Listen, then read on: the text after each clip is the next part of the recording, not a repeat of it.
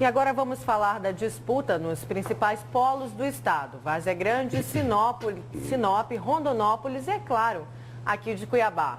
E para falar sobre esse assunto, a gente conversa ao vivo aqui no Jornal do Meio-Dia com o cientista político, o professor Lolenberg Alves. Boa tarde, professor. Boa tarde, Lúcio. Boa tarde, Nayara. Professor, vamos começar ali por Várzea Grande. Adversários, né? Políticos tradicionais estão se unindo. O DEM da família Campos e o PMDB da família Baracate. Mas não para por aí. Estão se unindo também o PT de um lado e o PSDB do outro. Agora o PT e PSDB estão juntos. Do outro lado da ponte, na opinião do senhor, com os opostos se atraindo tanto, como é que se explica isso para o eleitor?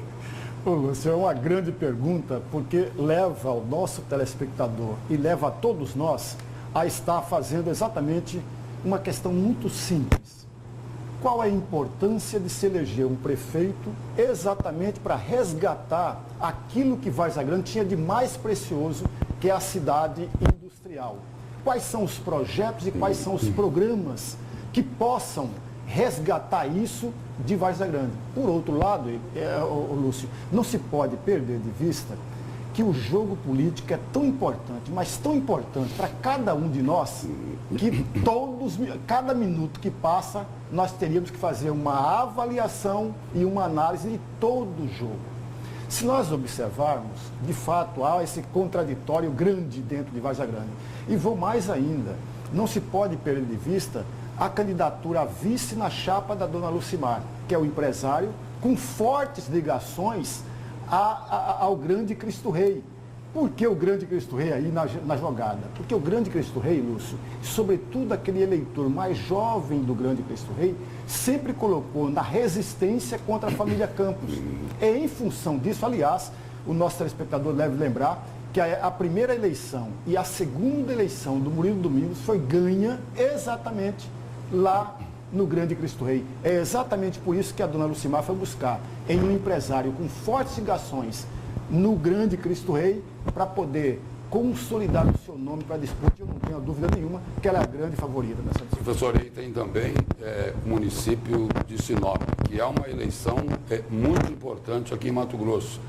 Preciso registrar que é o último grande reduto do PMDB aqui no estado. PMDB de Silval Barbosa, de Carlos Bezerra, e do outro lado nessa disputa tem o presidente do PSDB, o deputado Nilson Leitão, que sonha em se candidatar ao Senado em 2018.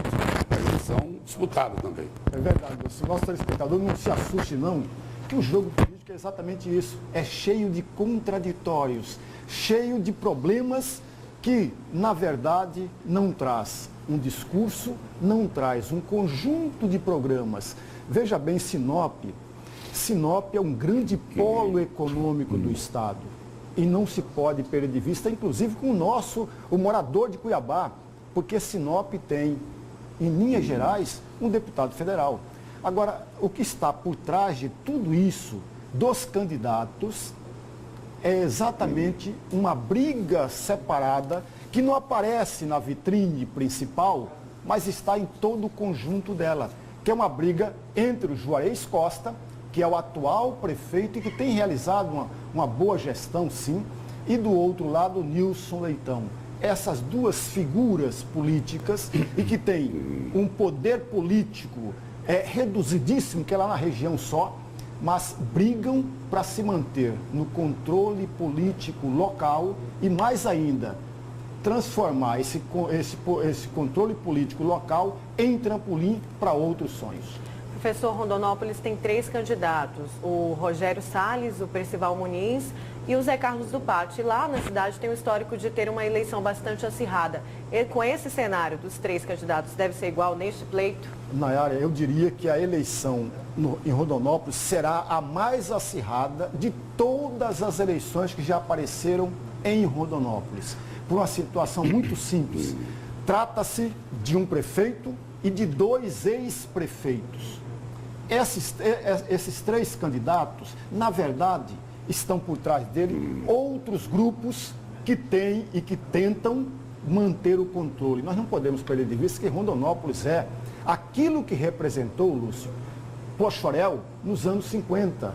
Pochorel era a grande liderança política da região naquele período. Hoje é Rondonópolis, não se pode perder de vista isso. Por outro lado, de um lado, José Carlos do Pátio, que está um pouco isolado em termos de questões de alianças. Por outro lado, o tucano Rogério Salles e o Percival Muniz. Aliás, o Percival Muniz é o prefeito atual e o Rogério Salles o vice-prefeito. Olha bem a bagunça que vai criando ou que vai provocando no eleitor rondonopolitano. Mas eu não tenho dúvida nenhuma que no final das contas ganha sim o eleitor, porque ele terá 3 grandes adversários, 3 pessoas que conhecem muito bem a administração pública e, por outro lado, qual será o discurso de cada um deles, hein, Lúcio? Qual é a briga de cada um deles? Qual é aquilo que eles vai trazer para atacar o seu adversário? Por falar em briga, professor, tem uma briga que na eleição aqui em Cuiabá, ela já está anunciada, né? De um lado, o Wilson Santos defendendo o governo Pedro Taques pelo PSDB. Do outro, o deputado Emanuel Pinheiro defendendo o governo anterior pelo PMDB. E aí, correndo por fora, provavelmente dizendo que não tem nada a ver com essa história, o procurador Mauro, que para deputado federal teve muitos votos e aparece bem nas pesquisas. Como o senhor avalia esse quadro aqui da capital? É verdade, Lúcio. Eu diria mais, Lúcio, só para complementar a sua questão, que parece que é muito importante, eu diria que é mais ou menos uma reprise do que se viu no ano 2000. Lembra, Lúcio? Você é um grande jornalista, sabe disso, a Nayara deve lembrar disso. Em 2000, 3 dos grandes candidatos hoje estavam exatamente na disputa pela prefeitura de Cuiabá, que era a professora Séries, que brigava pela prefeitura em 2000 pelo PT, o Wilson Santos, que brigava pela prefeitura pelo PMDB, e o Emanuel Pinheiro, que era candidato pelo PFL. Aliás, os 3 não venceram as eleições, porque o Roberto França, que era do PSDB, venceu as eleições em primeiro turno com um pouco mais de 55% dos votos. Enquanto o Emanuel Pinheiro, e aí a gente tem que registrar mesmo, o Emanuel Pinheiro conseguiu um pouco mais de 3% dos votos, mais ou menos, telespectador, 7.550 votos. Ao passo que a professora Sérgio ficou em segundo lugar com um pouco mais de 25% dos votos e o Wilson Santos com 16%. E só para encerrar, e as alianças, professor, vão atrapalhar? Eu diria que... Alianças mal explicadas? Com certeza vão atrapalhar. Sobretudo, a falta de discurso e a falta de planejamento por parte do grande partido do PSDB. Muito obrigado pela presença e pelas informações do senhor aqui no Jornal do Meio-Dia. Muito obrigado. Obrigada.